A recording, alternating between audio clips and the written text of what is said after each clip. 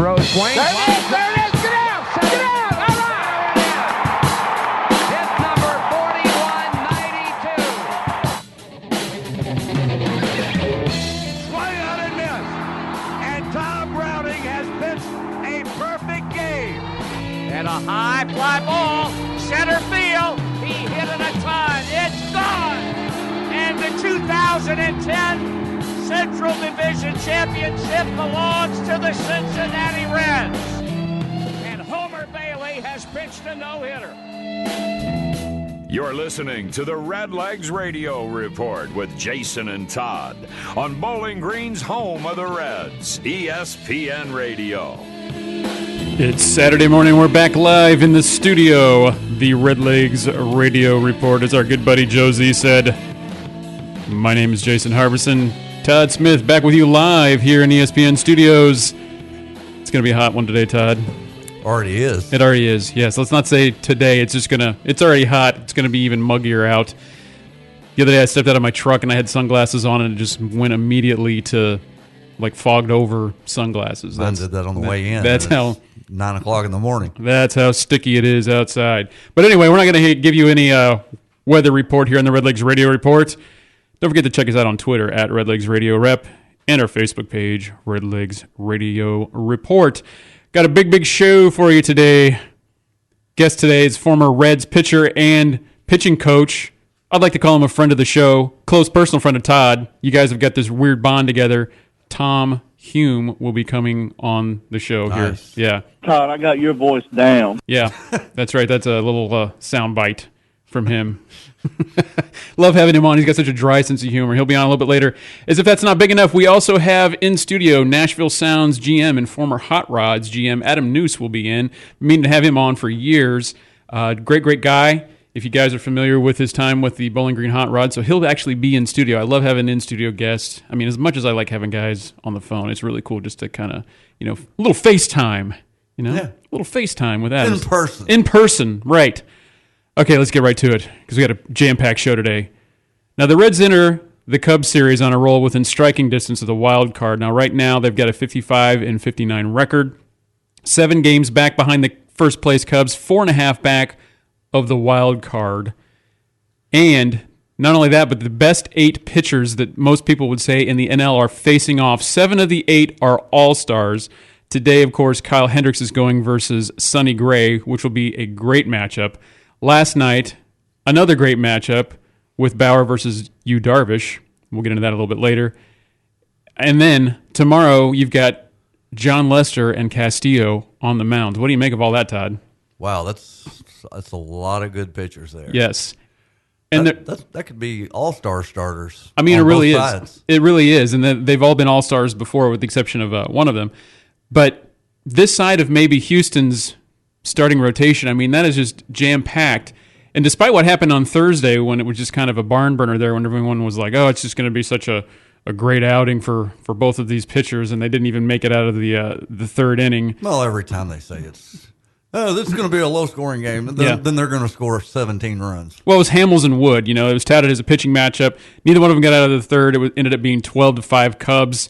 Of course, David Hernandez came in and laid a big egg, if you want to call it that. Ended up getting DFA'd after Thursday's game debacle. His ERA was actually 8.02.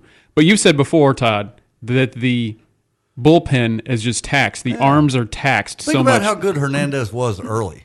Or even last year. That's why he got so much rope. I mean, up until, a little before the All-Star break, he would shut it down when he came in. Yeah. But, he's an older player that can't take that kind of abuse. Mm-hmm.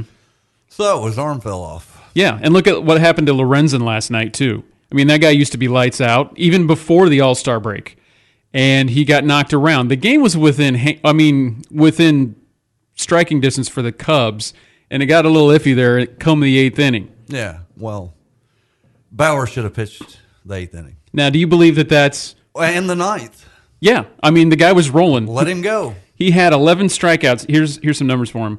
11 Ks, 1 run in his 7 innings, only giving up 3 hits. Other than that first inning home run, he pretty much settled in and just got things moving.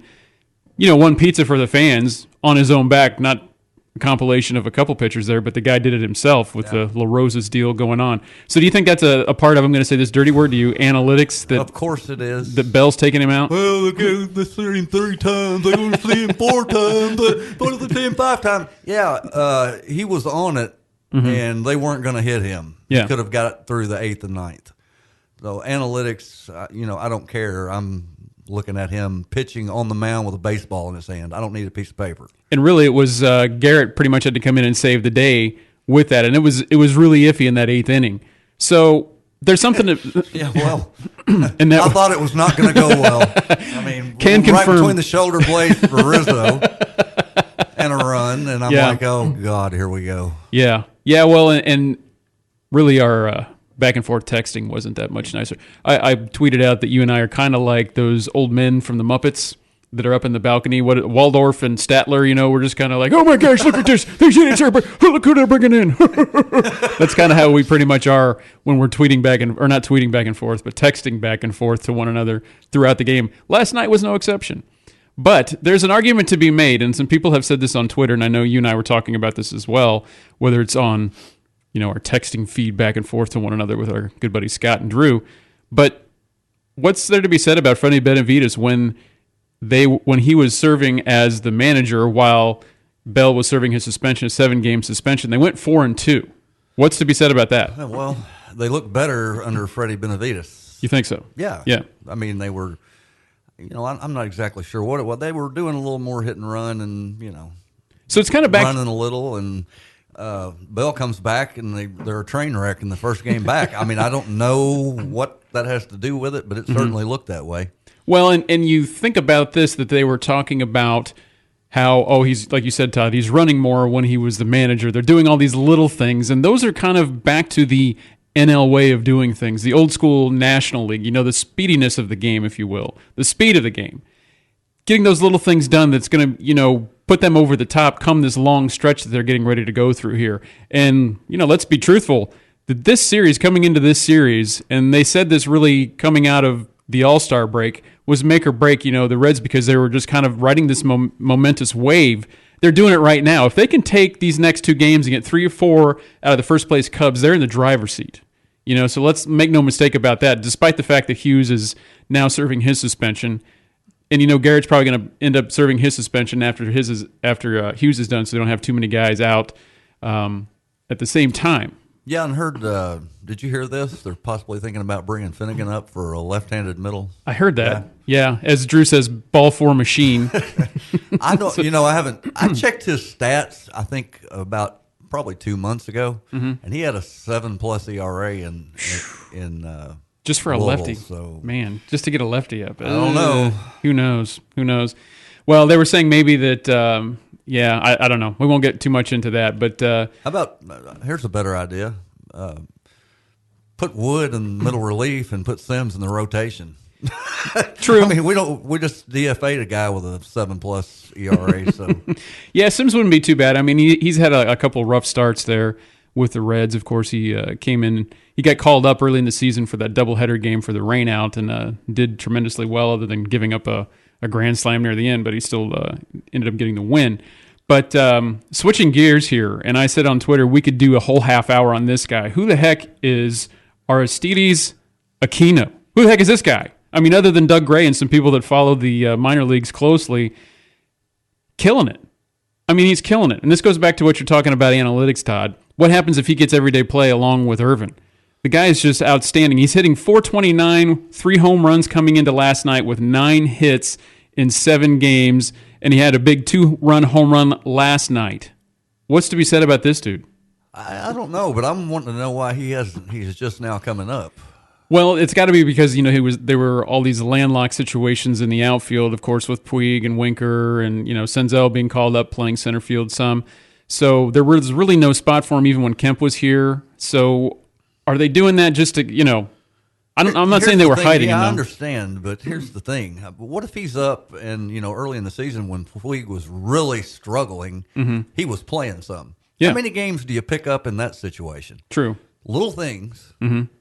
A game here and there, and the Reds are right in the thick of things in the division. Yeah, and you've got Irvin hitting .359 right now. isn't really good at is it lefties that they always keep him out of the lineup for? They keep him out against righties. Righties, excuse me. Yeah. Yeah.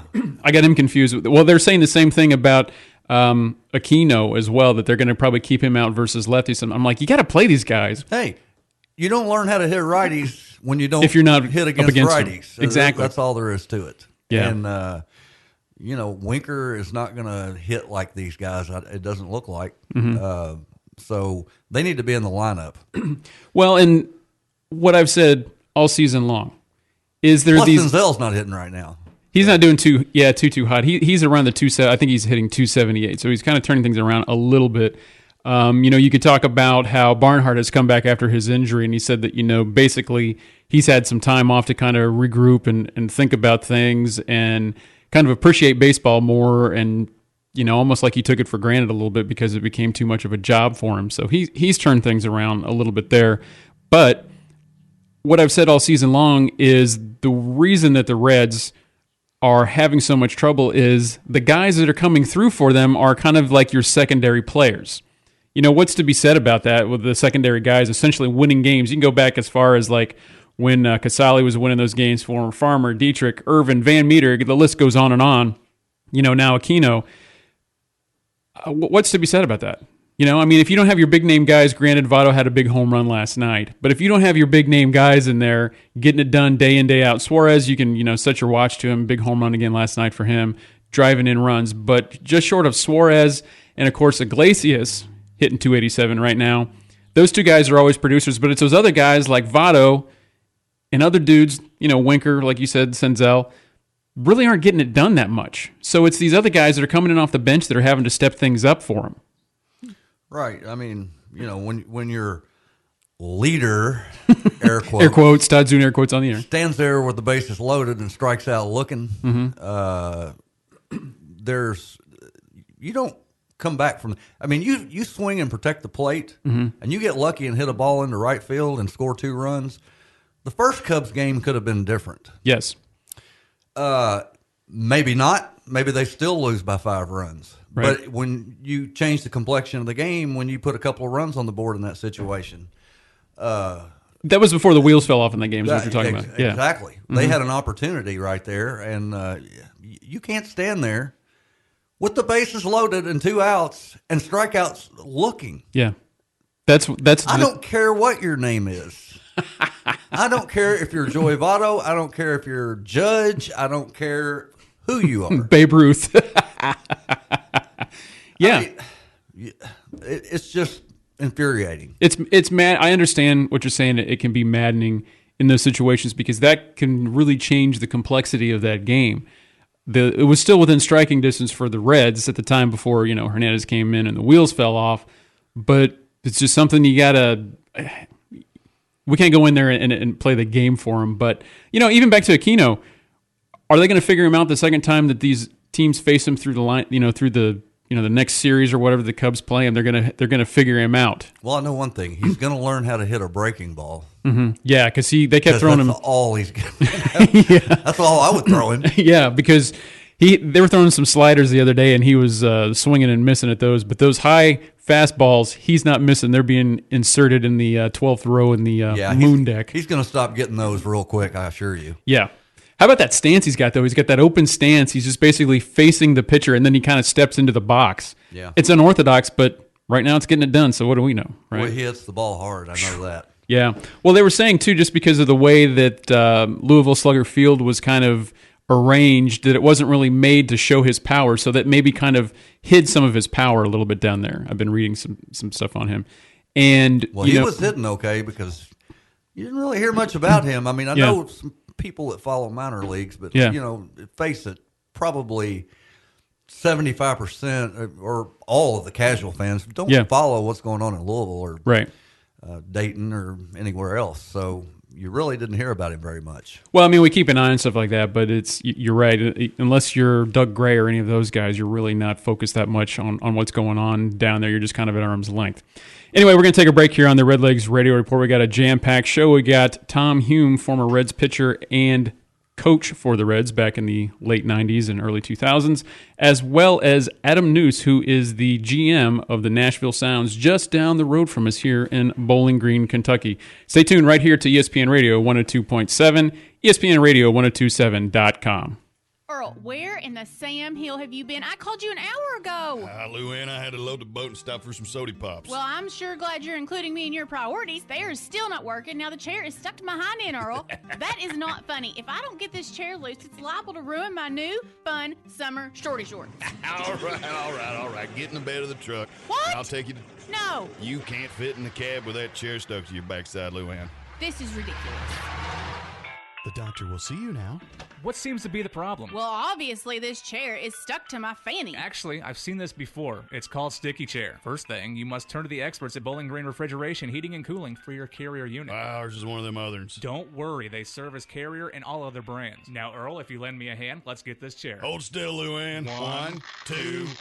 Ouch! Sweat, combined with furniture, can cause sticky chair. Take preventative measures now with Bowling Green Refrigeration, Heating and Cooling, servicing Carrier and all others. 270-782-5391. Okay, I'm on 65 right now. Which exit do I take? You're going to want to take I-165. No, I'm on I-65. No, take I-165. Should be on the sign. I'm pretty sure that's not a 1 there. I'm pretty sure that's just another I. I-65? Aye. Well, ahoy, Polloy. Look, I'm looking at it. I just don't see a 1 there. It's just I-6. Suffering from post-natural confusion? See Gary Force Paint and Body Shop. iCar Gold Shop, certified with a lifetime warranty. 311 Vanderbilt Drive behind the Scottsville Road Post Office. This is a Morgan & Morgan consumer message. I'm John Morgan of Morgan & Morgan. All law firms are not the same. Some have the financial resources to fight corporate giants and insurance companies. Some may be struggling just to pay rent. Some are feared by the insurance industry because of their trial results and settlements. Others are just a joke. How would you know? Ask these questions, visit their websites, talk to judges and other lawyers. This is your life in your case. Morgan & Morgan, forthepeople.com. Offices, Bowling Green.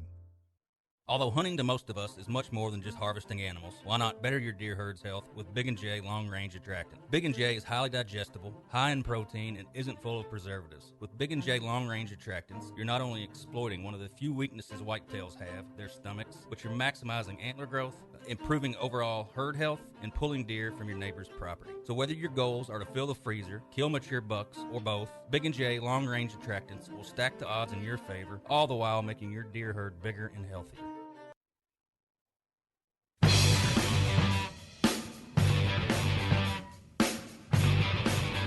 Welcome back to the Redlegs Radio Report. Jason Harbison, Todd Smith with you. Little lead for your head there, Todd, coming back from this commercial break, huh? Yeah, good stuff. He's over here jamming in the corner. Good thing we're not on TV. We've got the faces made for radio. So. Playing the air drums. Yeah, which, by the way, you play a mean real guitar, so, I can only imagine what your air drums are like as well. So let's get right to it. Our first guest today was a Reds pitcher from 1977 to 1985 and also 1987. He was also a pitching coach for the Reds in the late 90s, early 2000s. He was an All-Star in 1982 and won the NL Fireman of the Year award in 1980. Please welcome back one of our favorites on the Redlegs Radio Report, Tom Hume. Tom, what's up, buddy? Not much cheering going on there. Oh, sorry. We'll get. Let me get some. Where's those drums? Oh, there we go. Yeah. Okay, good. So you can hear that stuff. Yeah. Well, we don't really have a big audience Johnny here. Carson. Anybody? I mean, maybe people don't know, but the Johnny Carson drums. That's what that was. Yeah.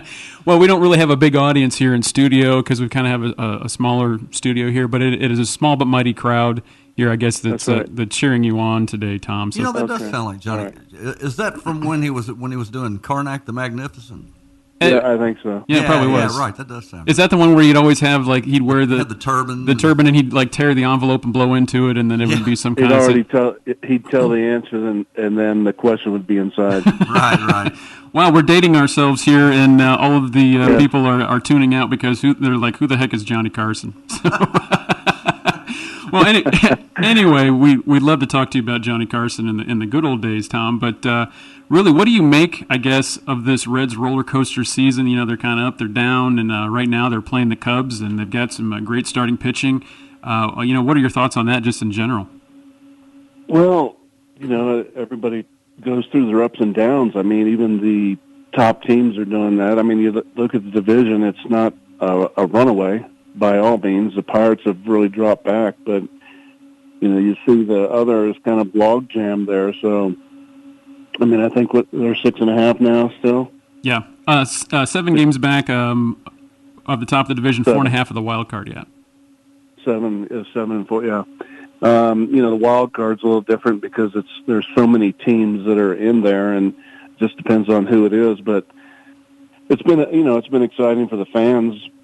You just wish that a couple things would happen here and there, and I know that they had designated David Hernandez for assignment, which that's too bad because he's such a everybody, a lot of them are good guys, but he's a really outstanding person and just struggled, probably had a lot of things going on, but he was somebody that in the middle there they could count on, and they're trying to get him back to where he was. But I think the pitching with Bauer, coming in and doing what he can do, and then Sonny Gray, and of course Castillo. You look at last year, they were like, why are you doing this to this guy? What's going on here? And nobody ever gives anybody a chance to see what happens for part of the time.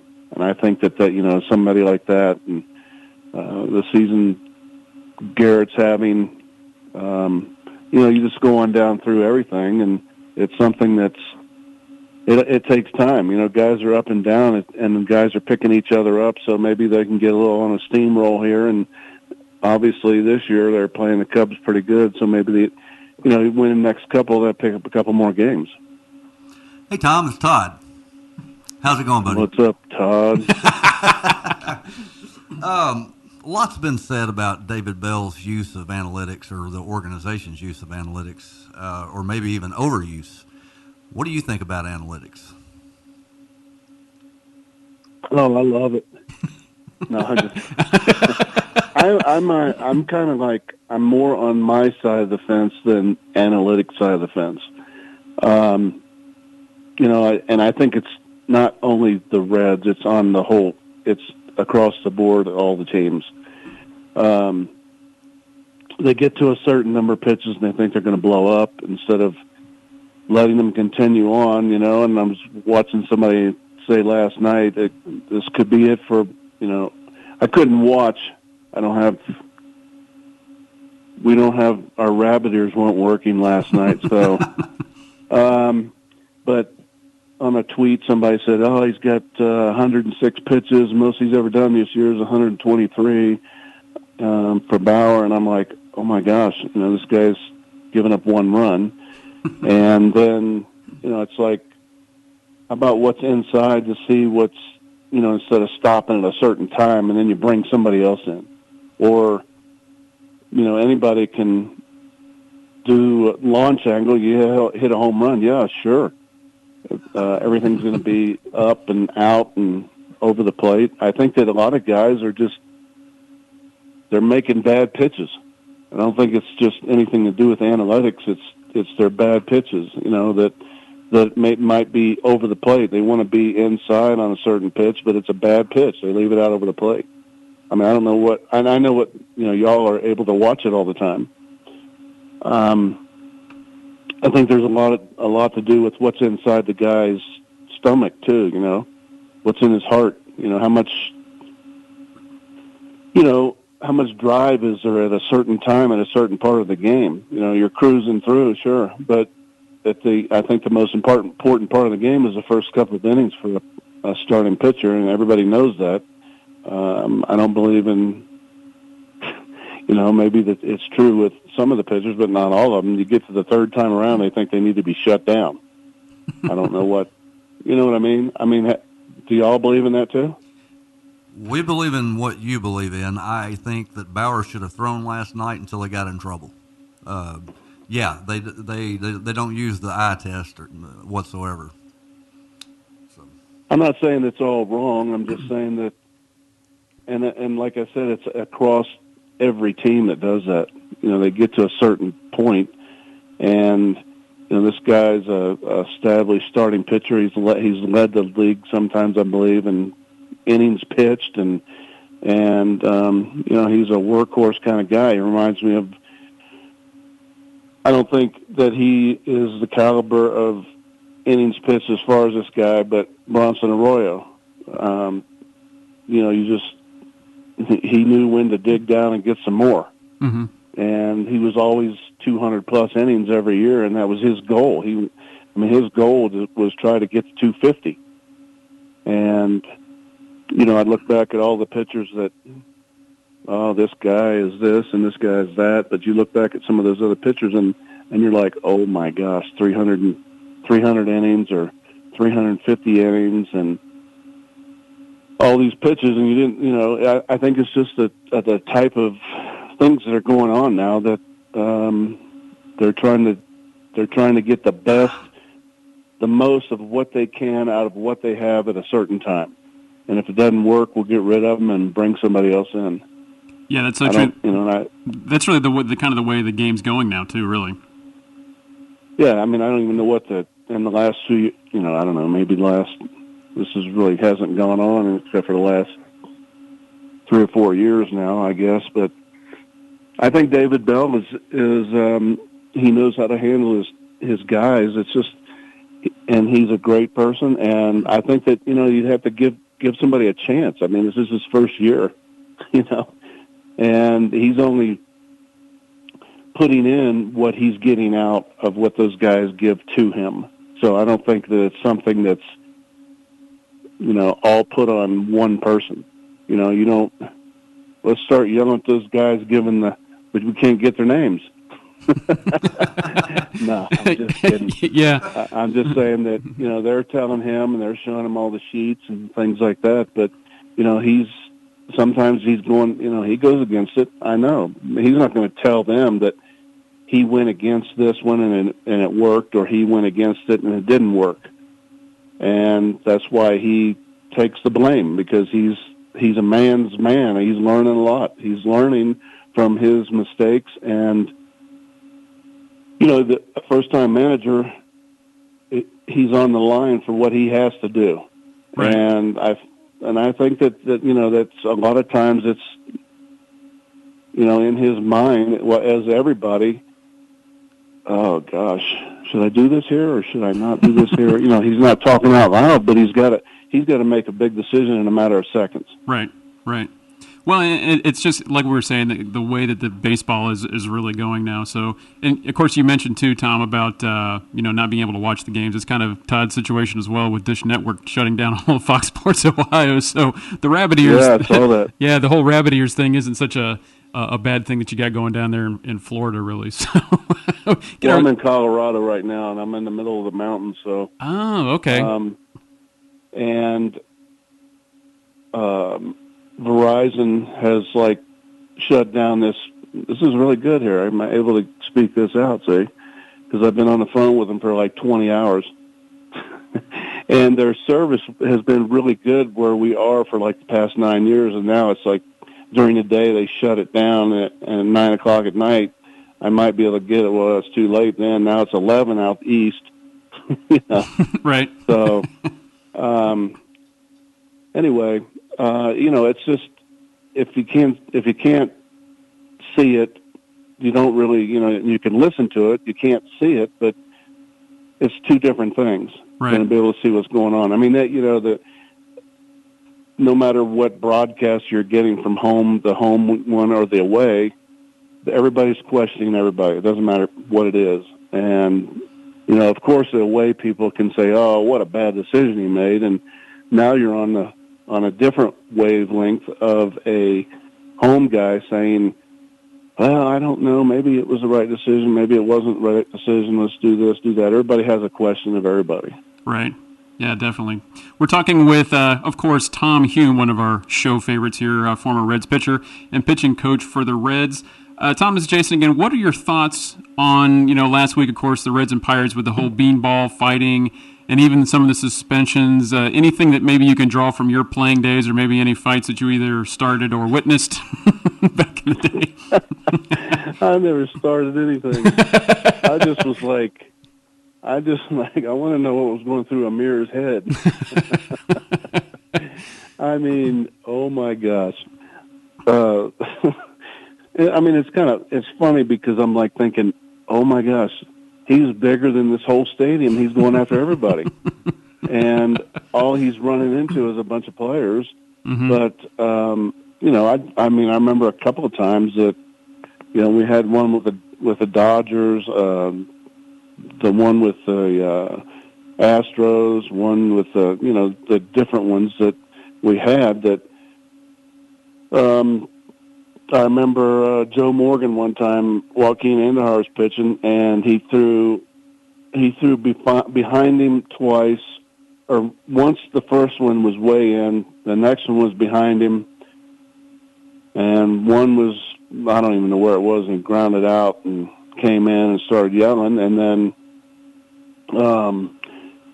our pitcher, Bill Bonham, went out, and he threw like 3 balls behind one of the hitters, one over his head, and there was never anything said. Everybody knew what was going on, but it wasn't. They just kind of let it go, and until somebody was really hit. But it was like something there that was, Andahar just ran out, like he ran in the dugout, then he ran, and then like he turned around like, oh, I've changed my mind, because he was kind of crazy anyway, and runs into the third base coach, who's like, his name was, they called him Flea because he was so little, and he runs into him, and Andahar could have picked him up and thrown him out of the way, but, there's things like that, and then all that stuff started with Cedeno and Ray Knight for hitting him and all this stuff, and so it always broke up real quick, but it wasn't like we've seen a couple of brawls with the Reds this year, but the times have changed so bad that you can't knock anybody down. Mm-hmm. And somebody the other day came inside and they threw him out of the game, and I was like, he didn't even do anything. But I don't know if they're just trying to stop the escalation and play the game and not be like hockey. I don't know. Who knows? I was waiting for somebody to pull somebody's shirt over their head, then go get them, Well, you never know. I mean, the way some of those fights had been going, it could have easily escalated to something like that. Now, Tom, before we it was pretty high, though. I mean, it was. Yeah. Wasn't David Bell on the ground? I mean, he was. He was literally on the ground as he came back out from the clubhouse after being ejected for arguing balls and strikes. And then he was under a pile. He was under a pileup. It was like a 10-car pileup on top of him. So, yeah, I was like, I'm surprised that more didn't happen over there with Garrett going over there, and in the middle of that, how any of the Reds players get over there that quick. But everybody pretty much got over there. I don't know what the deal is with the throwing in. I mean, not throwing inside, but hitting guys and stuff like that. I mean, who knows what. Nobody really knows unless it's said.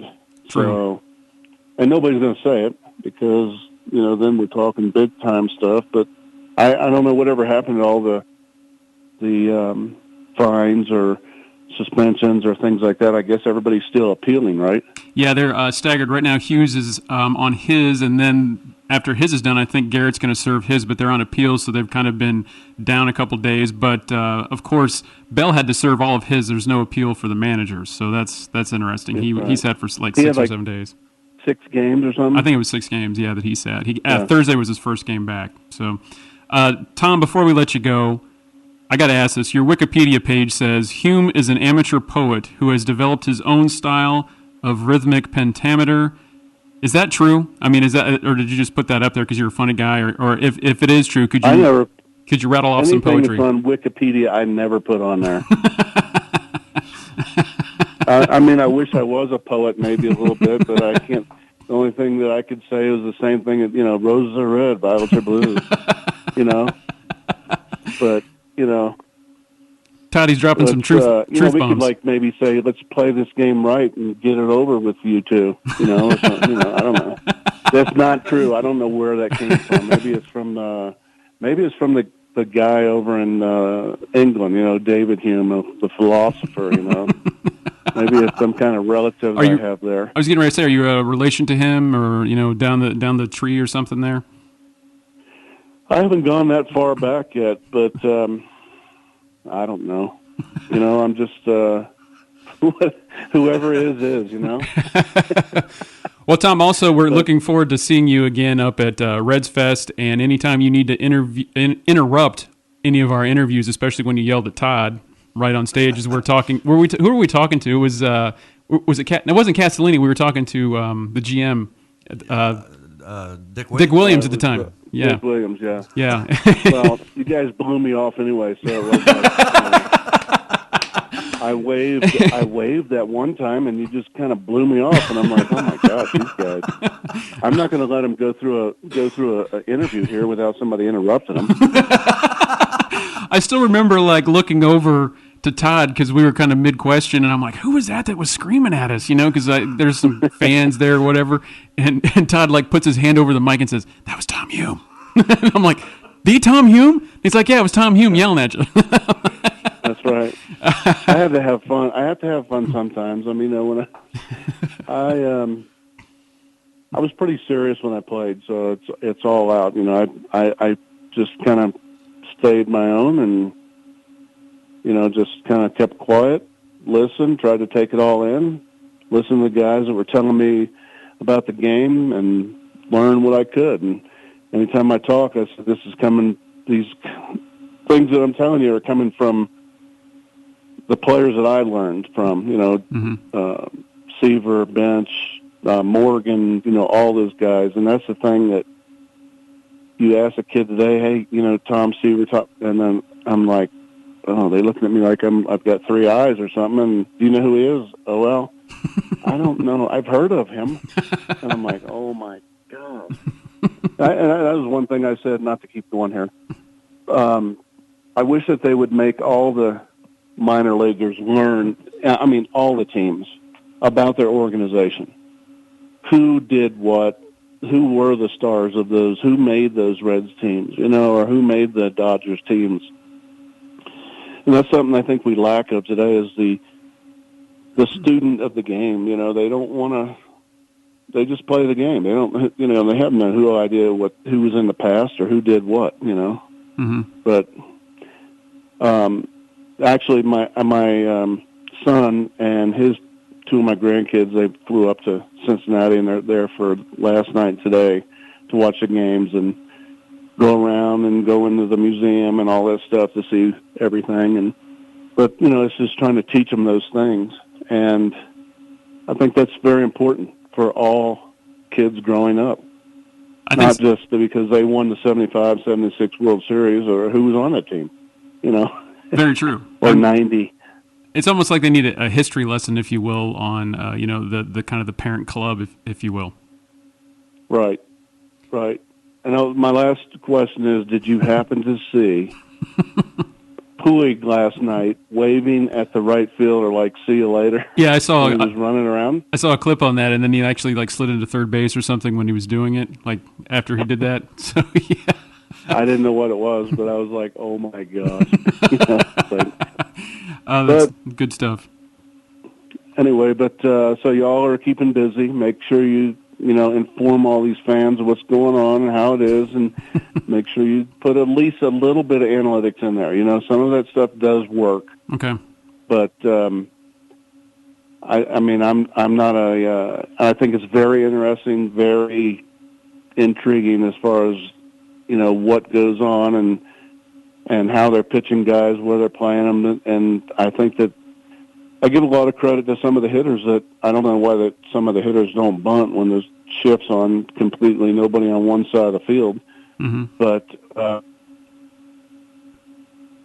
admiration. I'd like to see them do a little analytics, and if they were pitching against Tony Gwynn, or Pete Rose. Pete Rose might hit 800. So he could hit the ball where he wanted, and the same with Gwynn. But okay, I've talked enough. So you guys, and I hope you all have a good week. Hey, thanks so much, Tom, for coming back on the show. Like I said, you're one of our with all due respect to all of our guests that we've had on, you're one of our favorites. So thanks so much.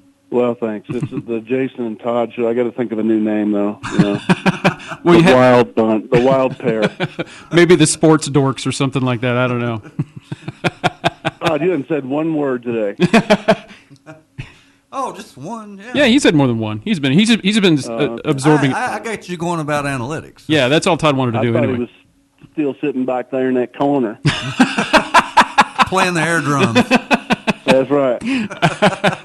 All right. Well, y'all take care, and appreciate you having me on. All right. Thanks so much, Tom. We'll talk to you later. Tom Hume. Make sure all you. I don't know how many, if all 10 people out there listening tonight, just make sure you stay behind the Reds, that's all. Hey, we've got 12. Yeah, we're up to 12, 13 listeners this morning, yeah. Whoa, I missed. All the red lights are lit up on the phone ready for questions. They are. Thanks so much. Tom Hume, everybody. We'll talk to you later. Thanks.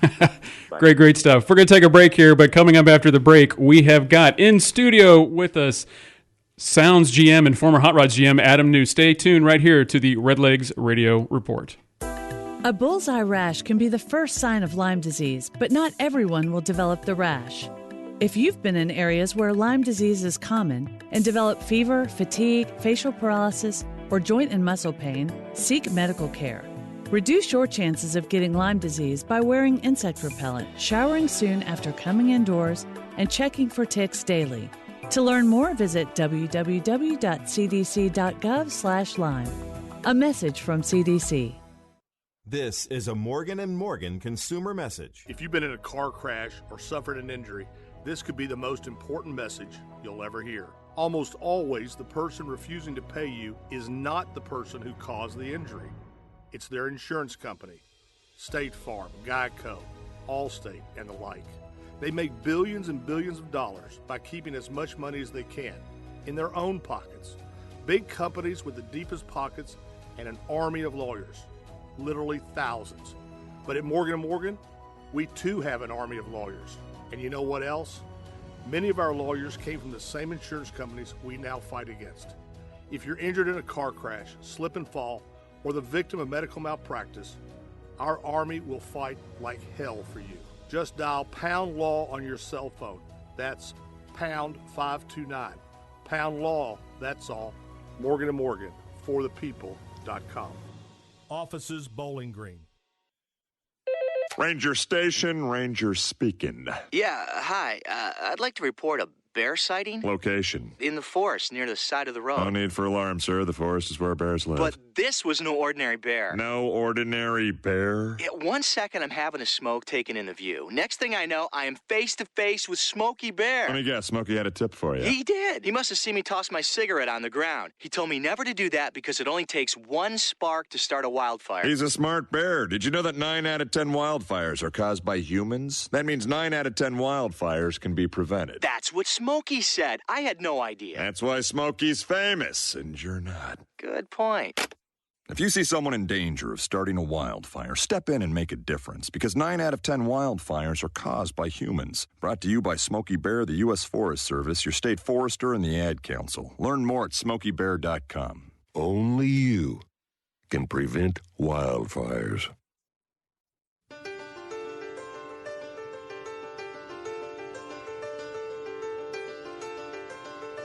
Welcome back to the Redlegs Radio Report. Jason Harbison, Todd Smith with you on this Saturday morning.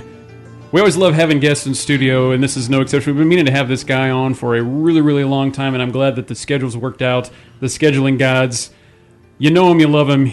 He is the Nashville Sounds GM and former Hot Rods GM here in town. Adam Nuse, what's up, buddy? What do you know? Hey, good morning. It's fun to be back in this building. It's been a few years. But a lot of good memories here, and it's nice that it's right down the road because we still live here in Bowling Green, and it's nice to get this call on a Saturday morning. Yeah, well, we appreciate you coming in, and really tell us a little bit about, Todd and I have talked on the air so many times about the Nashville Sounds just being in our backyard, essentially such an easy drive for us. Stadium's about 5 years old now, maybe. I mean, the First Tennessee, it's just a beautiful ballpark down there. Yeah, so it's our 5th season, and things continue to grow down there. It's unbelievable. Mm-hmm. Everything around that ballpark used to be Section 8 housing, and now you go down there and there's Top Golf, there's development everywhere, big apartment complexes. So a lot of fun things happening down there and a lot of good energy. We're right now sitting second out of 160 teams in attendance. So it's been a pretty popular thing to do down there, and people keep coming. So we hope to have over 600,000 fans for the third year in a row, but it keeps climbing through year 5. So that's always what we're looking for. Yeah, and it's like you said, too, that area, maybe 5-10 years ago, you wouldn't have been really wanting to hang out past 5 o'clock there because, like you said, it was kind of not a seedy part of Nashville, but it wasn't the nicest part of Nashville. And they've just revitalized that. You've got that little kind of beer garden across the street there, all those little things that are going on there, not just with the sounds, but all of the little kind of shops and everything around that area. And it's such a cool little area, like you mentioned, Topgolf. I mean, it's just so cool to even go down there. Yeah, the game's not going on. And here pretty soon we're going to have a Brooklyn Bowl being built right next to the ballpark. So there's going to be, you can go golfing, you can go bowling, you can go watch some baseball. But this year, kind of like what we tried to do when I was here with the Hot Rods, was when we brought Florida Georgia Line in for a concert. We tried to do things that were more than baseball. Mm-hmm. And we have soccer, 18 soccer games being played there right now. We have a Christmas light festival that's going to be starting up this year. We're putting 7 million Christmas lights, ice skating rink, all sorts of cool stuff. So it's more than just baseball. Big things happening down there. Nice. And was it last year? Was it Kings of Leon came and played a concert there? My wife and I went to that. It may have been 2 years ago. Now I'm getting old. It was a year and a half ago. I think it was a couple of years ago. Yeah, but it's such a great. It's really a cool venue too. The way that you guys set that up there. Had the stage in the outfield and just a really, really cool vibe of, like I said, past baseball, like you were saying, Adam. Yeah, and we're always trying to figure out ways to do more than just baseball, and same thing here with the Hot Rods there. Mm-hmm. They're always trying to get back to the community and doing good things outside of just putting on 70 baseball games. Well, and then kind of towards baseball, too, you've got some coaches down there. Like I believe Eric Gagne is one of the pitching coaches, the bullpen coach, and then also Howard Johnson is also with the Sounds. I know they're out on the West Coast right now playing. They're not home, but you can go and see some former stars as well as some future stars that are coming up through the AAA minor league system of the Rangers, of course. Yeah, our coaching staff could go out there and play right now, I think. Hojo just had some neck surgery, so he might be out for a little bit, but he's a great guy and a great coach, and you can see he's been working with one of our hitters, Patrick Wisdom, who kind of started off a little slow, but he's hit 5 home runs in the last 5 days, and they've really worked with getting his swing back together. And so it's fun when you have a veteran like Hojo that he knows his stuff, and so he comes in and really gets those guys going. And then Eric Gagne, He's huge. He is so strong, and he's always wearing a sweatshirt, no matter 110 degrees, 70 degrees, 50 degrees. He's always in a sweatshirt, but great guy. That's old school, though, like that wearing the big sweat. You remember him, of course, Todd, with his days with the Dodgers and stuff. But, yeah, he was lights out back in the day. I mean, like you said, I'm sure you could probably go out and probably still pitch today if you guys needed to give him a contract or something for a couple of days. It's pretty funny, though, watching him because he has to throw BP every now and then, and I shouldn't talk, but I feel like he's terrible at BP. I think he only has one speed of going hard. So when he has to loosen up and throw it a little slower for BP, he's all over the place. Really? He might have gotten dialed in lately, but early on I was like, oh man, he's not going to make it through the year. Well, one of our favorite guests, I know we just had Tom Hume on, and I said that he was one of our favorite guests, but back in your time with, of course, the Hot Rods, who this man is with the Rays organization still, but his number's retired, Skeeter Barnes down there. He's been on our show a couple times. We love having him on. I know you're somewhat friends with him as well. His number's retired. Is it 00 down at the Nashville? 00. Yeah, he's such a character too. Love talking to those old players like that. Yeah, he was one of those guys. I always heard stories about his Nashville days because he told us, but I didn't realize how big of a deal he was. Tom talking that we should know the history a little better than we do, but as soon as I got down there, he celebrated everywhere. His number was retired. He was on our cups. He was on our programs. And it's been 20, 30 years since he played there, and it's unbelievable how much Nashville still loves Skeeter Barnes. Yeah, it really is. And when he was on, and we had, who else have we had on? We've had Gary Reedus and some of those older Reds on throughout the season, Lenny Harris, and they were talking about, and back to what you're saying, Adam, about how the stadium being 5 years old this year, that they were saying that they basically played in the back of barns, that some of those, that they don't really realize how good, going back to what Tom was saying about the history of the game,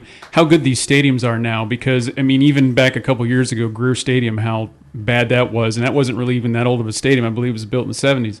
And just how far minor league baseball has come just as a whole with the stadiums, the facilities, and everything that's going on in the minors. Yeah, and Bowling Green's right here is a perfect example that who would have thought 30 years ago, I should say, that a city like Bowling Green would have a state-of-the-art facility like they have. And they just keep reinvesting into it and doing some great things. But there's really been a huge trend since right around that 2000 mark where cities started investing in minor league stadiums and trying to use that to spark economic development. And you can't argue when you look at Nashville and see all the development that kind of came with that area, and then Bowling Green, downtown Bowling Green. It's the centerpiece to so many great things in downtown, and minor league baseball kind of serves that purpose of helping to revitalize some areas of downtown and give some civic pride. Absolutely. And really kind of walk us through, Adam, like what maybe a day in the life of a GM at the AAA level, because it's obviously a little different than Todd and I were talking about, at the major league level, because I can remember when you were with the Hot Rods, you were really much a jack of all trades. Your hand was in everything just because, you're helping out. Is it still kind of that way as well at the AAA level? Yeah, pretty similar. Eric Leach here, who's the GM, I hate to say this now because their team just won the championship. We have nothing to do with play on the field, but when we win championships, we act like being general managers. That's what we do, is create those championships. But the truth is, it's all about the affiliate. And here in Bowling Green, it's the Rays, and for us in Nashville, it's all with the Texas Rangers, which we switched over to this year. But all of ours, the more practical title would be president of business operations. So we run all the business side. We try to make sure we're giving back to the community. We're a community asset, so we want to make sure we're doing what the community wants and providing a product that they want. But sponsorships and season tickets and individual tickets. So it's always something. We're trying to throw 70 parties a year, and so we got to be creative and do things a little bit different to get people out. Absolutely. And really, I'm going to switch gears here even more. There's been a lot of talk, and Todd and I have talked about this on the air, of expansion teams for the Major League Baseball. And I'm sure you probably have a vote in this, and we'll let you talk. We only have so much show left. You could probably go on for a couple hours on this, but Nashville is a name that's been thrown around in some certain circles about getting an expansion team for Major League Baseball. Portland's another one. There was news that came out a couple of weeks ago about Las Vegas potentially getting the Diamondbacks. What are your thoughts on that? And can Nashville support a team down there? I mean, you mentioned how big that Nashville has just been getting. Todd and I were growing up, here. It was basically just kind of a small big town, as I call it. But it's just really changed so much. Yeah, there's first, I probably wouldn't put anything past the city of Nashville to be able to pull off right now. They seem to be able to do just about anything. I think really as we get into it, the economics of it just are hard. I think that expansion price is over $1 billion, $1.5 billion, which is a lot. And then you talk about building the stadium. Right now, they're so focused on making the Oakland and Tampa Bay stadiums much better than they are. So they're not looking to expand a AAA stadium. They're looking to build a $2 billion stadium. And so then all of a sudden you start looking and it's $3.5–4 billion to even get into this thing. I have a hard time believing that somebody with that kind of money is smart enough to think that's a good idea. But you never know. I think that the city of Nashville is going to be faced with how to improve Nissan Stadium here pretty soon, Bridgestone. There's a lot of things that have coming up on 20 years old that they got to look at reinvesting in. So, and then an MLS stadium down there that they're kind of having some struggles with. I think the money side of it's just going to be tricky. And you look at cities like Portland, they're pretty far along. And then Montreal, Mexico City. I think there's something really intriguing. We met with John Fisher, who owns the Oakland A's, and he was saying Mexico City is this tremendous opportunity because there's so many people down there, and certainly not an area that doesn't have a lot of Major League Baseball ties down there. So there's a huge opportunity for Major League Baseball to grow their footprint that direction. So I feel like those make more sense than Nashville, but you never know. I might be a little partial because I want to stay in Nashville, and I think we we serve the purpose pretty well for what we have down there. What do you think about the? You mentioned the Rays, of course, and they're the parent team for the hot rods here in town. What's your take on the half season? There's been talks about Montreal getting them half of the year and then Tampa getting the other half of the year. Is that economically feasible? Do you think that's just kind of a pie in the sky dream for something like that? It's interesting because and we've gotten to know Stu, who owns the Rays team from whenever I was here, and he's a smart guy. So I think there's something to it. I think the Rays that city down there, I think, could support something. It gets awfully hot. They have it indoor, but then up in Montreal, if you could just focus on that summer months and do it right. When I first read it, I thought it was the most ridiculous thing I've ever heard. But as I think through it, and if I was a owner of a team like that, I'd be certainly pretty intrigued. I think it could work, and it's certainly outside the box. I feel like I've been hogging Adam away from you, Todd. If you, I'm sorry, I'm just like, oh yeah, I thought of this question. I thought of that question. Well, my main question was about the Nashville. I would love to see a National League team in Nashville, Tennessee, because, I think they would get support from because Cardinals fans, there's Braves fans, there's Reds fans around here, and they would all flock to those games. And it is an intriguing idea, and I would love to see it, but I just don't know. It's for the reasons you mentioned, there's better candidates. Yeah, and really, you look at ownership groups that are buying teams right now, and everybody has somebody worth somewhere between $5 and $7 billion. Not million, billion. Yeah, and that's tough to find people that are worth that much. And I think the group that's trying to come together right now is a bunch of guys probably worth millions, and they got to find somebody.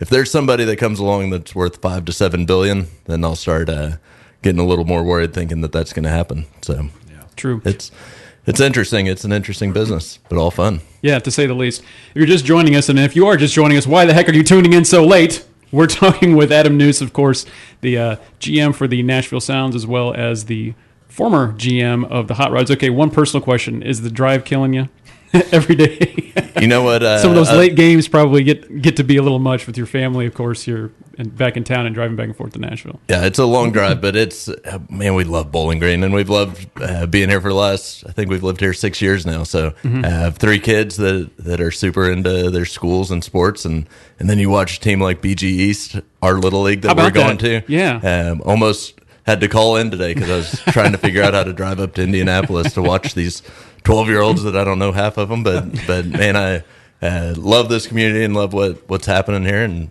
it didn't make any sense to pull them out and move down there. I figured I'd just sacrifice and keep everybody happy. That's awesome. Now, do you also help coach a team here in town? Because I got some friends that said that their sons are on teams with your sons. Is that correct? So, I'm an assistant coach for everything I can do. So from volleyball to basketball to baseball, but I love it and love kind of forcing myself to be active with them. And it's so easy to go work and tie me down there 24 hours a day if I let it. So I got to make sure, forces me to get out and make sure that I don't sacrifice my kids' sports. Well, I think it's a good problem to have, though, that that you've got all those options, especially watching your children grow up playing sports, being able to kind of go, I don't want to say unwind, because I'm sure the first thing you do when you get down there, you just start worrying about what's going on with the sounds, but it's like you've got a little bit of a distance where you can kind of clear your mind and do those type things. Yeah, it has been nice that when I was in Bowling Green, I was always in work mode, and when I went to eat at Double Dogs, I was in work mode. I was looking to who I needed to talk to, and now I can just go and